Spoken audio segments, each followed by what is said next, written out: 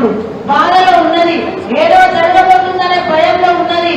ఇప్పటికే 100 గ్యారంటీలు కథమైనాయి, రుణమాఫీ కథమైపోయింది, కరెంట్ వస్తుందో భయం, నీళ్ళు వస్తలేమనే భయం, భూగర్భ జలాలు అడగంటి పోయినాయి, చెరువులు ఎండిపోయినాయి, పంట ఎండిపోతుంది. ప్రజలందరూ కూడా భయాందోళనలో ఉన్నారు, భయంగా బతుకుతా ఉన్నారు. రేపు ఏమైతుందో, కేసీఆర్ ఉంటే ఏదో ఉపాయం చేస్తుండే, కేసీఆర్ ఉంటే మాకు సాయం చేస్తుందని ఒక భావన అనేది ప్రజల్లో వచ్చింది. దయచేసి మనం ఇంకా ప్రజల దగ్గరకు వెళ్ళి మరి కాంగ్రెస్ పార్టీ చేస్తున్న మోసాలను, బీజేపీ పార్టీ చేస్తున్న నయవంచను ప్రజలకు వివరించాల్సిన అవసరం ఉంది. బీజేపీ కూడా 10 సంవత్సరాలు పార్టీ మరి రాజ్యం ఏలింది కదా, ఏ ఒక్క స్కీమ్ అన్న ప్రజలకు అందిందా? తెలంగాణకి ఏ ఒక్క స్కీమ్ అని వచ్చిందా? మెదక్ ఏ ఒక్క స్కీమ్ అని వచ్చిందా? తెలంగాణ రాష్ట్రంలో కేసీఆర్ గారు ఉన్నారు కాబట్టి అభివృద్ధి అనేది ముందుకు నడిచింది. మెదక్ నియోజకవర్గాన్ని తీసుకుంటే కేసీఆర్ లేకుండా జిల్లా లేదు, కేసీఆర్ లేకుండా గణపురం ఆనకట్టకు నీళ్లు లేవు, కేసీఆర్ లేకుండా చెక్ డ్యాములు లేవు, కేసీఆర్ లేకుండా రైలు లేదు. అన్ని రకాల కార్యక్రమాలను కేసీఆర్ గారు తీసుకురావడం జరిగింది.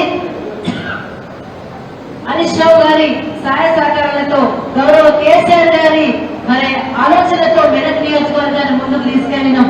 అయినప్పటికీ కూడా మరి ప్రజలు కావచ్చు, మనందరం కావచ్చు, మరి కంటిన్యూగా 2 సంవత్సరాలు 2 మార్లు గెలిచేసరికి 3వసారి కొంచెం కొత్త ఓడుకున్నారేమో చూద్దాం. కానీ ఆ కొత్త సంగతి మొన్ననే తెలిసింది, ప్రజలందరికీ అర్థమైపోయింది.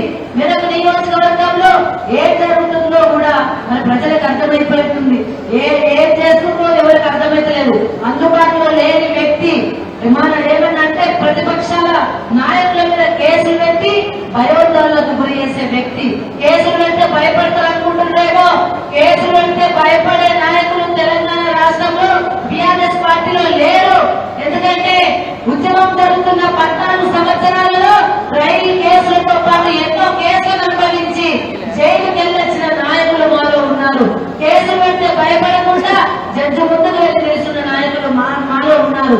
కాబట్టి బీఆర్ఎస్ పార్టీ కేసులు పెడితే భయపడు, భయపెట్టిస్తే భయపడు, ఇంకేదో చేసి మభ్యపెడితే భయపడు, ప్రలోభ భయపడు. మెదక్ నియోజకవర్గంలో అట్లాంటి నాయకులు లేరు. డెఫినెట్ గా ఏదైతే మనం మెదక్ నియోజకవర్గంలో కోల్పోయినామో ప్రజల దగ్గరికి వెళ్దాం. ఈ 100 రోజుల పాలన కాంగ్రెస్ పాలన వివరిద్దాం. ఈ గ్యారంటీల పేర్లను ప్రజల వద్ద తీసుకెళ్దాం. మరి కాంగ్రెస్ పార్టీ అంటేనే మరి ఈ రాష్ట్రాన్ని కథం చేసే పార్టీగా మరి ప్రజల్లో నాటుకుపోయింది. కాబట్టి ప్రజల దగ్గరికి వెళ్ళి మన వెంకటరామరెడ్డి గారిని భారీ ప్రజలతో గెలిపించాల్సిన అవసరం మెదక్ నియోజకవర్గానికి ఎక్కువ ఉందని నేను భావిస్తా ఉన్నాను. ఎందుకంటే రేపు అన్ని సమస్యలకు ఒక సూత్రం ఉంటది, అన్ని సమస్యలకు ఒక మందు ఉంటది. ఆ మందే రేపు మన ఎంపీ క్యాండిడేట్ ని గెలిపించుకోవడం అని వెంకటరామరెడ్డి గారిని మెదక్ నియోజకవర్గంలో కసిగొట్టి పనిచేసి గెలిపించుకుంటాం. ఎందుకంటే వాళ్ళ ధీటుగా నిలబడతాం, ధీటుగా నిలబడకుండా వాళ్ళు కేసులు పెడితే ఎటువంటి పోరాడతాం. డెఫినెట్ గా రేపు రాబోయే కాలం మనదే, రేపు రాబోయే కాలం ముందుంది. కాబట్టి ఆ ముందు కాలం వైపు చూసుకుంటూ ప్రజలను మమేకం చేసి వాళ్ళ ఫెయిల్యూర్స్ ఎండగట్టి మన ఎంపీ క్యాండిడేట్ గెలిపించుకుందామని చెప్పి తెలియజేస్తా ఉన్నాను. ముఖ్యంగా వెంకటరామరెడ్డి గారికి జిల్లా మీద అవగాహన ఉంది, ఈ నియోజకవర్గం మీద అవగాహన ఉంది. ప్రజలంటే వాళ్ళకి ప్రజలకు ఏ అవసరాలు ఉంటాయో వారికి అవగాహన ఉంది. ఈ నియోజకవర్గాల అవసరాలతో పాటుగా ప్రజలంటే ప్రేమాభిమానాలు ఉన్నాయి. రాజకీయం అంటే తెలిసిన వ్యక్తి, మరి అందరి నాయకులను అదేవిధంగా సమన్వయంతో ముందుకు తీసుకెళ్లే వ్యక్తి, కార్యకర్తలు కాపాడుకునే వ్యక్తి మన వెంకటరామరెడ్డి గారు ఉన్నారు. కాబట్టి తప్పకుండా వారిని భారీ మెజార్టీలో గెలిపించుకోవాల్సిన అవసరం మెదక్ నియోజకవర్గానికి ఎక్కువగా ఉందని చెప్పి నేను భావిస్తూ ప్రతి ఒక్కరు కూడా కేసీఆర్ గారికి కానుకగా మరి నియోజకవర్గంలో అత్యంత మెజారిటీ వాళ్ళని నేను రిక్వెస్ట్ చేస్తాను. జరిగింది బాధపడితే వచ్చేది కాదు. కానీ ఆ బాధను దిగముక్కుకొని మరి ముందుకు వెళ్ళి రేపు జరగబోయే దాని గురించి మళ్ళీ సమాయత్తం కావాలి. అప్పుడు వాళ్ళే సైనికులు అంటారు, తలకాయ కింద పెట్టేసి అయిపోయింది అంటే సైనికులం కాదు.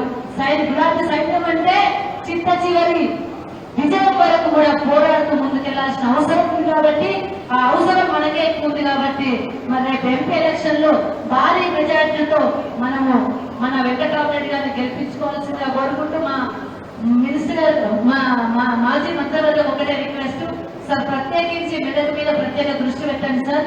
మా దగ్గర కొంతమంది కేసులు పెడతా ఉన్నారు, కొన్ని ఇబ్బందికరమైన పరిస్థితులు కలిగిస్తా ఉన్నారు. కావాలని రెచ్చగొడతా ఉన్నారు. కానీ మనం ఎవరు కూడా రెచ్చిపోకుండా సమన్వయంతో ముందుకెళ్తా ఉన్నారు. నిజంగా అందరినీ దండం పెట్టున్నాం. నిజంగా కూడా నా అన్నదమ్ములు, నా అక్క చెల్లెళ్ళు, మెదక్లో బీఆర్ఎస్ కార్యకర్తలు కూడా ఒక్కరు కూడా చెక్కు జరగకుండా, ఎక్కడ కూడా ఇబ్బంది పడకుండా, ఇబ్బందులు వచ్చినా తట్టుకునే శక్తితో ముందుకెళ్తున్నాం. మీ అందరికీ కూడా శిరస్సు వంచి అక్క నమస్కరిస్తుంది. మిమ్మల్ని అందరినీ కూడా తప్పకుండా కాపాడుకుంటాం. రేపు ఎవరికి ఏ కష్టం వచ్చినా కానీ మేము ఉన్నామని మేమందరం కూడా వచ్చి నిలబడి కాపాడుకుంటాం. వస్తుంటాయి, పోతుంటాయి, మంచి రోజులు వస్తాయి. దీంతోనే అయిపోదు రాజకీయం అనేది. ఇంకా చాలా చూడాల్సిన అవసరం ఉంది. 2009లో మనం ఇబ్బంది పడ్డా నిలబడ్డాం. రేపు కూడా సింహం గాని పులి గాని వేటాడే ముందు ఏం చేస్తే ఒక అడుగు వెనకేసి ముందు కొడుకుతాయి. మనం కూడా ఒక అడుగు వెనకేసి నిలబడ్డాం. ఎప్పుడు అవకాశం వచ్చినా కానీ ముందుకు దుంకి విజయ వైపు ముందుకెళ్తాం. కాబట్టి ఎవరు వెంబడి పడాల్సిన అవసరం లేదు, నిరుత్సాహపడాల్సిన అవసరం లేదు. ఎందుకంటే రెండు పార్టీలు తొందు ఉందే, కాంగ్రెస్ బీజేపీ తొందే. ఆ రెండు కసోటి అందరూ తెలిసిందే. ఇంకా ఈయన క్యాండిడేట్లు అయితే దుబ్బాక క్యాండిడేట్ అక్కడే గెలవలేదు. మరి లీడర్ చేంజ్ అయితే దుబ్బాక ఇప్పుడు మంచి కావాలి కదా, అయినా మరే కేంద్రం నిధులు వచ్చినాయా? కేంద్రంలో ఒక పైసా రాలి, మరి లీడర్గా బాగుపడుతుంది. అందుకే బాగా ఆలోచన చేసి ఆ విషయాన్ని ప్రజల్లోకి తీసుకెళ్లాల్సిన అవసరం ఉంది. కాంగ్రెస్ లో క్యాండిడేట్ దొరకలేరు, మనోళ్ళకే వాళ్ళేస్తున్నారు ఎన్నికలు అని. మనోళ్ళు ఎవరు అట్లా పోయేటోళ్ళు కాదు. పోయేటోళ్ళు కష్టకాలంలో కేసీఆర్ వెంట నడిచి ఇట్లాంటి సమయంలో కేసీఆర్ ను ధైర్యం చెప్పి నిలబడ్డాడే గులాబీ సైనికులు అవుతారు. రేపు అందరం కూడా గులాబీ సైనికులం, గులాబీ భాషలు అందరం కూడా మన సైనికులాగా మెరుగుదాం. ధైర్యాన్ని నింపి ముందుకు నడిపించి రేపు రాబోయే కాలంలో మనదే విజయం అని చెప్పేసి ముందుకెళ్తామని చెప్పి తెలియజేసుకుంటూ మీ అందరికి ఇంత పెద్ద ఎత్తున వచ్చిన అందరికి కూడా మేము ధన్యవాదాలు తెలియజేస్తూ, ఒక్క మాటతో ఒక్క ఫోన్ కాల్తో వచ్చిన మీ అందరూ ధన్యవాదాలు తెలియజేస్తూ ఇప్పుడు మన అభ్యర్థి వెంకటరామరెడ్డి గారు మాట్లాడాల్సిందిగా కోరుతాం.